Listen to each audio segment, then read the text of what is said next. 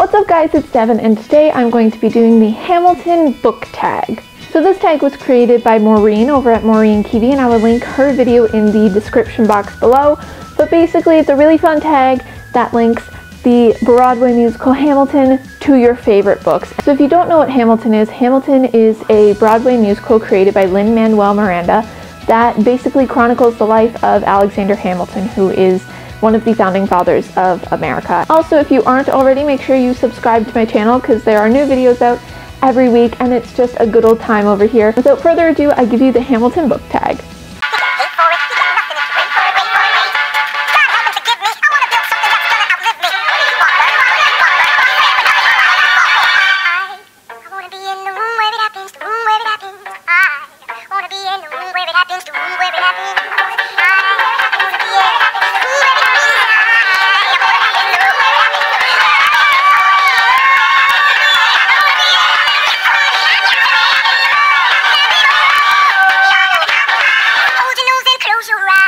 Question number 1 is the room where it happens, a book world you would put yourself in. And obviously I'm choosing the Wizarding World from the Harry Potter series by J.K. Rowling.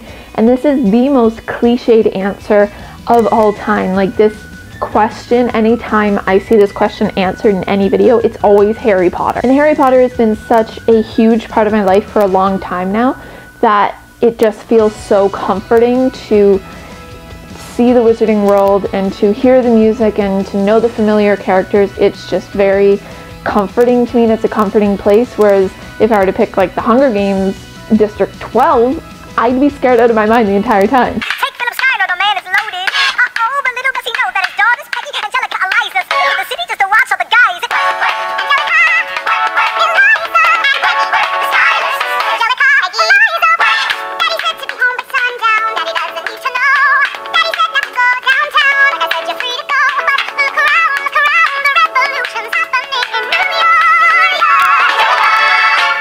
Number 2 is the Skylar Sisters, who is an underrated female character. For this, I have to go with Melanie from The Host by Stephenie Meyer, and this whole entire book is underrated, but Melanie in specific, I feel like we don't talk about her enough as a booktube community. She is such a strong female character. She's such a badass.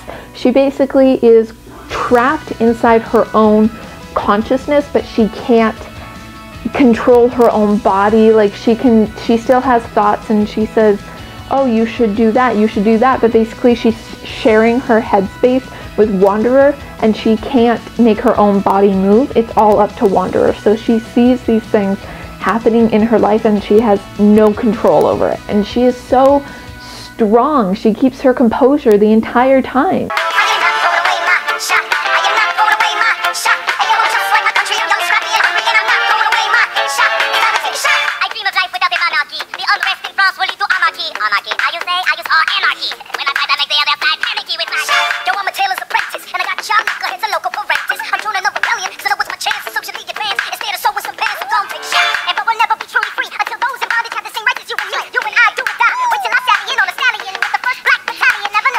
Number 3 is My Shot, a character who goes after what they want and does not let anything stop them. And for this, I'm choosing Clary Frey from the Mortal Instruments series by Cassandra Clare, because in thinking of this question, the way I thought of Clary is just she does anything for the one she loves. And this is a spoiler for the Mortal Instruments series, so obviously skip this question if you haven't read up to City of Lost Souls, which is where I am right now. Basically, she does anything for Jace. She would die for Jace, and pretty much Bella Swan from the Twilight series would do the exact same thing, and everyone calls her a wimp and they hate her and they hate that character. But Clary is universally acknowledged as an amazing character, and I think the difference is the actions that Clary does to get what she wants. She just is so incredibly determined.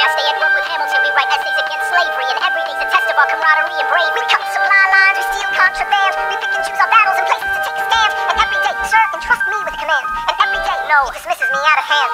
Instead of me, he promotes Charles Lee, makes him second in command. I'm a general. Question number 5 is Stay Alive, a character you wish that was still alive. So I'm obviously warning for spoilers for this one. If you have not read the Harry Potter series, skip this question. But Fred Weasley, I mean, yes, I was sad about Dumbledore and Snape. Nothing, I think, rocked me as much as Fred Weasley's death. Just the way that it happened, like he finally reconciled with his brother, and then he died. I absolutely love Fred and George, and for them to not be Fred and George anymore is terrible.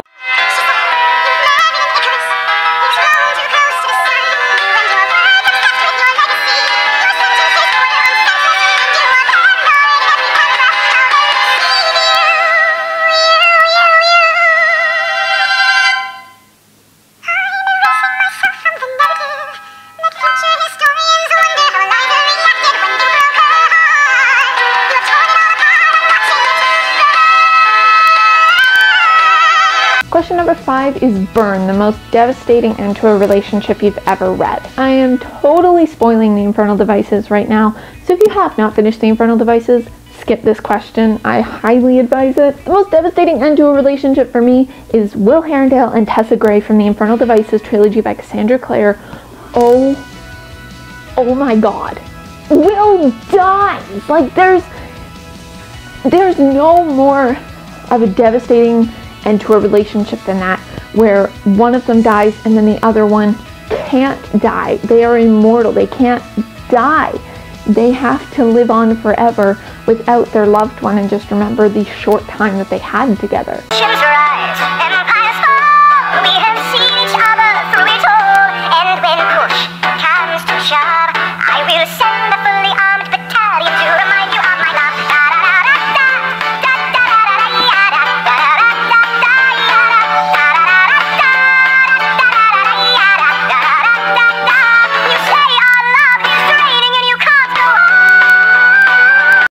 Number 6 is You'll Be Back. Still one of my all-time favorite songs. It's so sassy, it's amazing. So basically the question that goes along with this is the sassiest villain. Honestly, I don't read a lot of sassy villains. I don't know if it's just the books I read, but there aren't a lot of sassy villains. So I had to take a cue from Christine over at Poland Bananas Books, and I'll link her video in the description as well. And I have to go with a TV character. The Master from Doctor Who is the sassiest person I've ever met. He is a terrible person, terrible human being. He has horrible intentions. He wants to like take over the entire world, but he's so sassy and that makes me love him, and I shouldn't love him because he's such an awful person. Like, he is so sassy. He makes funny faces. He's hilarious. He's my favorite Doctor Who villain of all time, and probably one of my favorite villains of all time. Have you read this? Alexander Hamilton at a torrid affair, and he wrote it down right there. Highlight! The charge against me is a connection with one James Reynolds for purposes of improper speculation. My real crime is an amorous connection with his wife for a considerable time with his knowing consent. Question number 7 is the Reynolds pamphlet, a book with a twist you didn't see coming. And this is obviously warning spoilers for Every Last Word by Tamara Ireland Stone. So when you find out at the end of this book that Caroline was just a figment of Sam's imagination, I could physically feel my heart shattering. And it was done so well that I did not even see it coming. Tamara Ireland Stone is a genius. A genius! It's heartbreaking and I wanted to cry. It is so world-shattering. I finished up my studies and I practiced law. Bird work next door. Even though we started at the very same time, Alexander Hamilton began to climb. How to account for his rise to the top? Man, the man is non-stop. Gentlemen of the jury, I'm curious, bear with me. Are you aware that we're making history? This is the first murder trial of our brand new nation, the liberty behind the liberation. I intend to prove beyond the shadow of a doubt with my assistant counsel. Counsel Hamilton, sit down. A client every week's his innocence. Call your first witness. That's all you had to say. Okay. One more thing. Why do you assume you're the smartest in the room? Why do you assume you're the smartest in the room? Why do you assume you're the smartest in the room?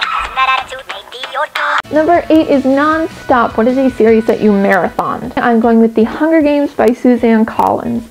I'm pretty sure I marathoned this series in grade 9, like January of grade 9, and then I got the box set for Easter that year. I went and I marathoned it again. Like, these books deserve to be marathoned. They deserve you being totally immersed in that world, and they deserve your full attention and all of your book thoughts. So put aside any other books you're reading at the moment. If you're reading The Hunger Games, only read The Hunger Games until you are done with Mockingjay. The end.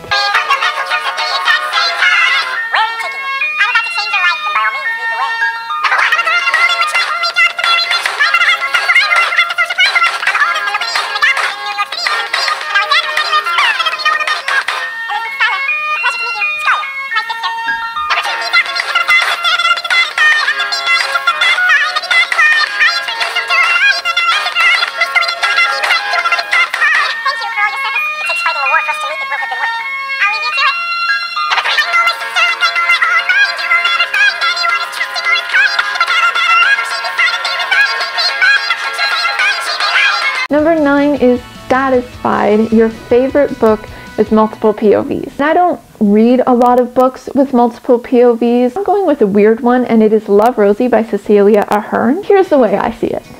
This book is composed entirely of text messages, emails, letters. Like when Rosie writes to Alex, it's from her point of view. When Alex writes back to Rosie, it's from his point of view.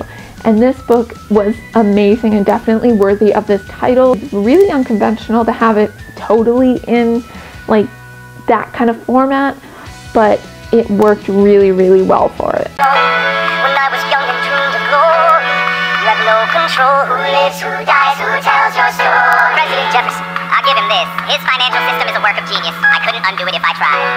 And I tried. Who lives, who dies, who tells your story? President Madison, he took our country from bankruptcy to prosperity. I hate to admit it, but he doesn't get enough credit for all the credit he gave us. Who lives, who dies, who tells your story? Every other founding father's story gets told. Every other founding father gets to grow old. Number 10, Who Lives, Who Dies, Who Tells Your Story, a story that you feel will be remembered throughout history. Again, cliched, but Harry Potter by J.K. Rowling. Every other book or series has a passing phase, like there was the passing Twilight phase, but now that's over, and then there was the passing Hunger Games phase. Nothing has been like Harry Potter, where it's such a universal phenomenon, and it's stayed that way for more than 10 years, and it has managed to stay in everybody's hearts for so long, and I think it's gonna stay that way for a very long time. So that is it for the actual questions that Maureen came up with. She also had some bonus questions in her description box. I'm going to be doing it in the style of the playlist book tag, which I believe was created by Little Red Reader. I'll link her video in the description, but I also got the idea to do the Hamilton book tag in the style of a playlist book tag from a booktuber that I can't remember the name of right now, but I will put it right here and I will link their video in the description because it is amazing.